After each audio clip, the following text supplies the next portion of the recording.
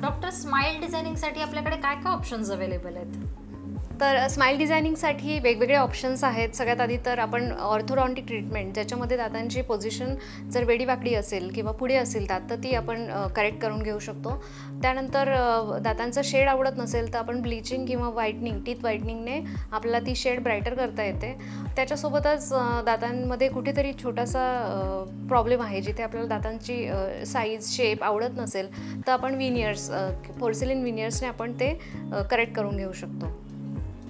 Doctor, आपल्याला जर आपल्या दातांची नॅचरली शेड जर डल असेल तर आपण ती एनहान्स किंवा ब्राईटन अप करू शकतो?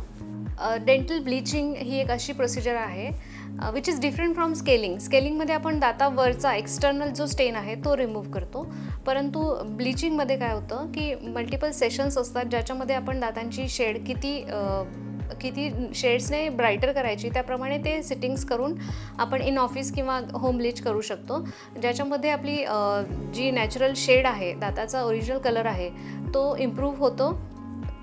त्याचं डिस्कलरेशनचं रिझन काय हे जाणून घेणं महत्त्वाचं आहे. जर आपल्याला इंट्रिन्सिक स्टेन आहे, दातामध्ये टेट्रासायक्लिनसारखे स्टेन्स आहेत किंवा फ्लोरोसिस आहे, जे तुमचं ब्लिचिंगने किंवा टीथ व्हाईटनिंगने जात नाहीत, मग अशा वेळेला विनियर्सने आपल्याला हे करेक्ट करून घेता येतं, किंवा कॉम्पोजिट किंवा पोर्सिलिन विनियर्स हे ऑप्शन्स आहेत, ज्याने दाताची शेड इम्प्रूव्ह करता येते. सगळ्यात जास्त विचारला जाणारा प्रश्न म्हणजे how to get that beautiful celebrity like smile. ती अचीव्ह करण्यासाठी आपल्याकडे काही ट्रीटमेंट प्लॅन्स असतात का? Celebrities are not born with those smiles. सगळ्यात पहिले कारण थोडंफार प्लस मायनस असतं, आणि ते करेक्ट करण्यासाठी मी सांगितलं जे पोर्सिलिन विनियर्स आहे ही खूप कॉमनली केली जाणारी ट्रीटमेंट आहे.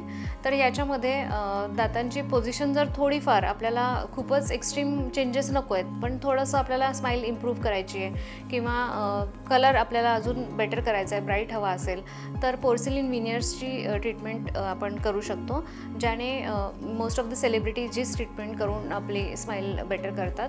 तर त्यामध्ये आपल्या दाताला थोडासा वरचा आवरण रिमूव्ह करून त्याच्यावर परमनंटली हे पोर्सिलिनचे शेल्स किंवा पार्शल कॅप आपण म्हणू, ते परमनंटली तिथे बॉन्ड केले जातात, आणि त्याने तुमच्या दातांची ओव्हरऑल लुक खूप छान बनवता येतो. जर एकच दात आपला वेडावाकडा असेल किंवा पोझिशन त्याची जर गडबड असेल तर त्या एका दाताला पण आपण करेक्ट करू शकतो? एकच दाताची जर पोझिशन आवडत नसेल तर आपल्याला विनियर्स, मी आधी सांगितलं, विनियर्स म्हणजे एक पोर्सिलिन किंवा सिरामिकचे शेल्स असतात, पातळ शेल्स असतात, ज्याच्या साहाय्याने आपण दाताची शेड, साईज किंवा शेप हे चेंज करू शकतो. तर विनियर्सचा ऑप्शन आहे, किंवा इंटरनल ब्लिचिंग. अगेन ब्लिचिंग म्हणजे दाताची आतूनच दाताचा कलर जर बदललेला असेल आणि त्याचं रिझनही आपल्याला माहिती आहे, जर मार लागल्यामुळे दाताची आतली नस खराब झालेली असेल तर रूट कनाल आणि कॅप हे त्याच्यावर करता येतं. त्यामुळे ज्या प्रकारचं आपला प्रॉब्लेम आहे त्या पद्धतीने आपल्याला त्याचं सोल्युशन शोधावं लागेल. स्माईल डिझायनिंगसाठी काही एज बॅरियर असतं का, की कोणीही करू शकतं कुठल्याही एजमध्ये? स्माईल डिझायनिंगसाठी असं स्पेसिफिक लिमिट नाही आहे, परंतु तुम्हाला कुठला ट्रीटमेंट ऑप्शन तुम्ही सिलेक्ट करताय त्यावर ते डिपेंड आहे. जर एका सर्टन एजनंतर जेव्हा बोन ऑलरेडी आपल्या हाडाची बोन मॅच्युअर झालं आहे, कंडेन्स झालं आहे, आणि आपल्याला मायनर करेक्शन्स हवं असेल तर तुम्ही एका मिडल एजमध्ये असाल तर तुम्ही पोर्सिलिन विनियर्सचा ऑप्शन घेऊ शकता. यंग एजमध्ये असाल तर तुम्ही नॅचरली दातांची पोझिशन किंवा ऑर्थोडॉन्टिक ट्रीटमेंट म्हणजे ब्रेसेसने तुम्ही ती करणं जास्त बेटर राहील. इवन यंग एजमध्ये 7-8 वर्षांच्या एजमध्ये सुद्धा जर आपल्याला लक्षात येतं आहे की ह्या लहान मुलांचं जॉ डेव्हलपमेंट व्यवस्थित होत नाही आहे, किंवा मायनर करेक्शन करायचं आहे त्यांच्या बाईटमध्ये, परमनंट दातांमध्ये जर थोडंसं काही लक्षात आलं तर आपण अगदी यंग एजमध्ये सुद्धा मायोफंक्शनल अप्लायन्सेस वापरून स्माईल इम्प्रूव्ह करू शकतो. हे जे कॉस्मेटिक ट्रीटमेंट आहेत ते फक्त दिसणे असण्यापुरतेच इम्पॉर्टंट आहेत का, त्यांचा तुमचा ॲक्च्युली ओरल फंक्शनिंगवरती पण इफेक्ट होतो? नक्कीच. जेव्हा आपण स्माईल डिझायनिंग ह्या ज्या प्रोसिजर्स मी तुम्हाला सांगितल्या या केल्यानंतर फक्त तुमचं अपिअरन्स बेटर होईल असं नाही आहे, तर तुम्हाला ओव्हरऑल दातांची ओरल हायजीन मेंटेन करणं ते इम्प्रूव्ह होतं. त्याच्यासोबतच फंक्शन, तुम्हाला दात वेडेवाकडे नसतील तर तुम्हाला ते छान एफिशियंटली ते यूज करता येतील.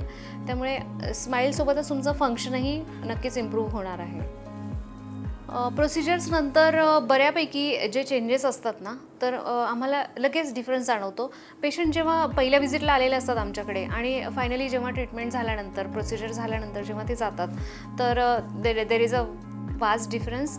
त्यांचं ओव्हरऑल कॉन्फिडन्स वाढतो, त्यांची बोलण्याची, सोशली प्रेझेंट असण्याची त्यांची जी पद्धत आहे ती पूर्णपणे चेंज झालेली असते.